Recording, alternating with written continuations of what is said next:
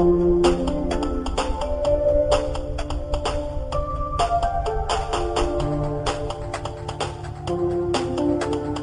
the police state to tectonic plates, Dutch Sense and Tattoo take the temperature of tyranny on Freedom Frequency 1871, coming to you live now.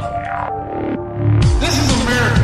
We have a founding fathers that wrote a constitution that we haven't lived by in 142 years.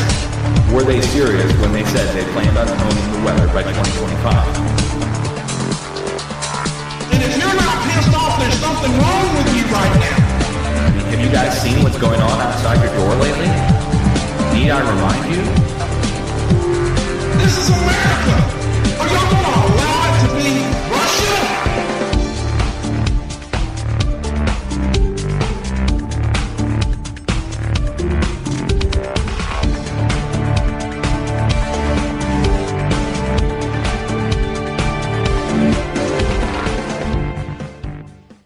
Welcome back to Freedom Frequency 1871. This is Dutch Sense, your host, and I still have Tattoo and Chrissy here with me, I hope. Yes. Good. Well, we've been having a great discussion so far just on corporations and Serco and censorship and how they all tie in together and why it's so important for all of us to come together and share the information regardless of various opposing viewpoints, which leads me in, guys, I'm going to give out the number here. You can call in if you've got any questions, and I'm going to make one more statement before we get to the callers, but here's the number, 567-314-9296, and again, that's 567-314-9296. And before we take the callers, I just want to, just touch on something that there's a lot of networks out there on YouTube, groups of individuals that could be doing a lot of good.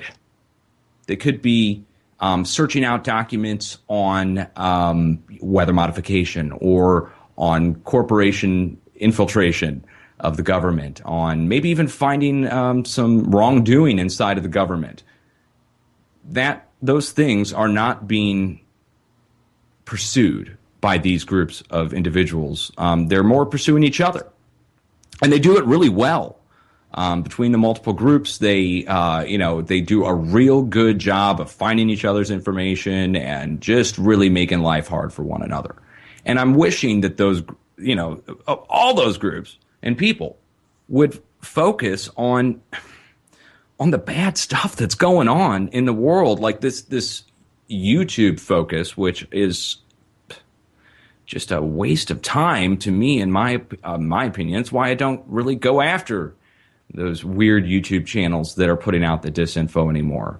It becomes a pointless endeavor. And I'm just hoping that the people who are doing all that would start to focus on some stuff that matters and really start to come out with some rock-solid information that could change the world. But that's just my best hope on the situation. Tat and Chrissy, you guys have put out so much that could draw so much fire that, I just think that you guys have been brave in the face of complete adversity in what you've been doing so far. And I think that certain things are coming in the future that are going to be awesome.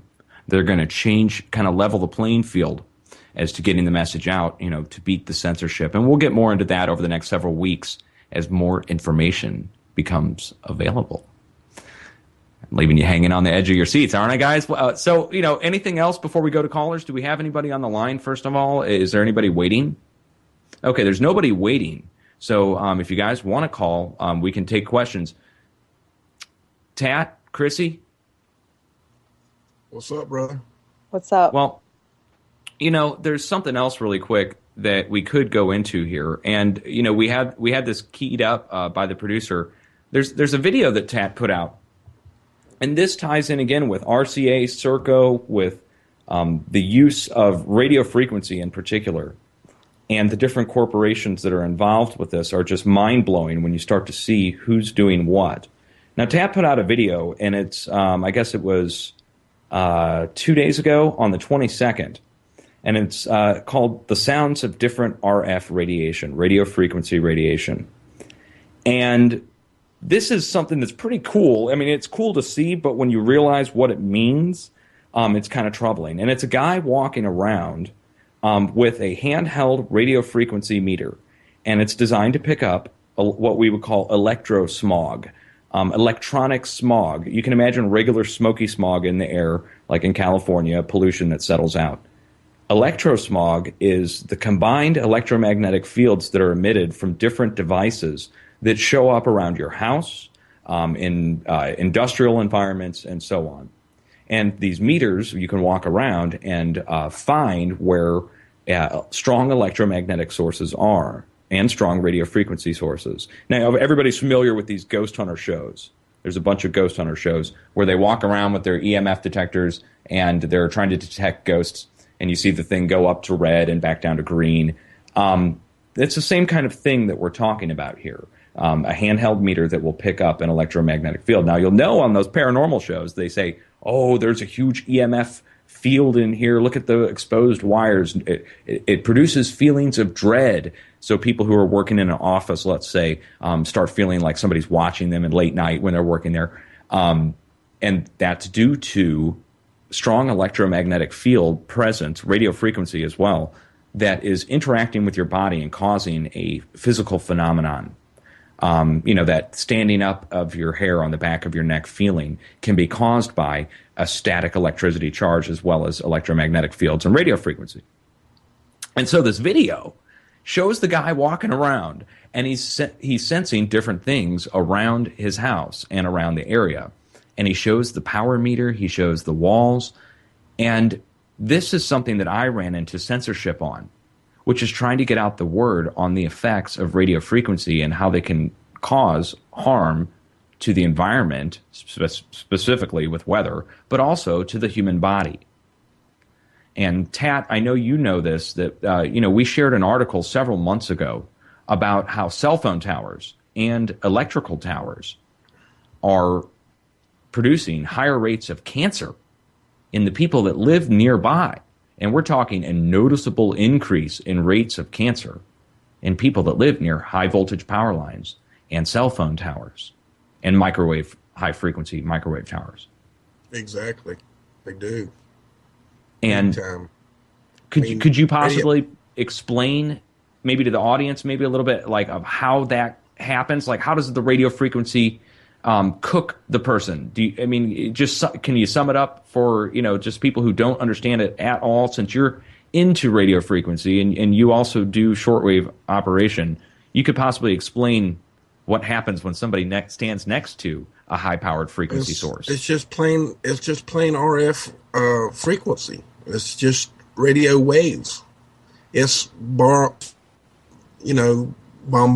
you with a certain power, like a microwave oven. Really, it's just all of it's not a radio. Wave frequencies.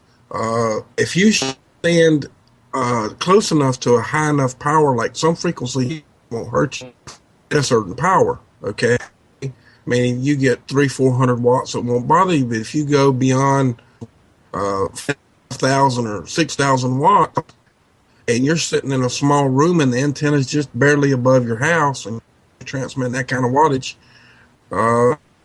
you may go cold. You may get cancer from it. All kinds of things.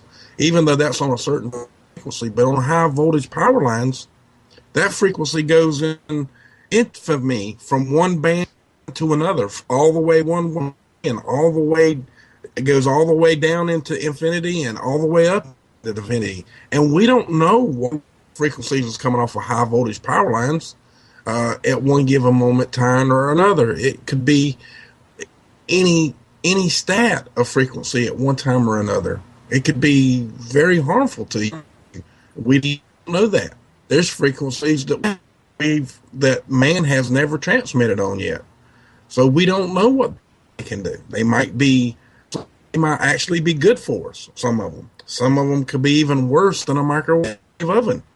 So, it's hard to go into just one thing, one or another thing like that. Right. Right. And, you know, another way to describe this, guys, is everybody's familiar with their microwave oven in their kitchen.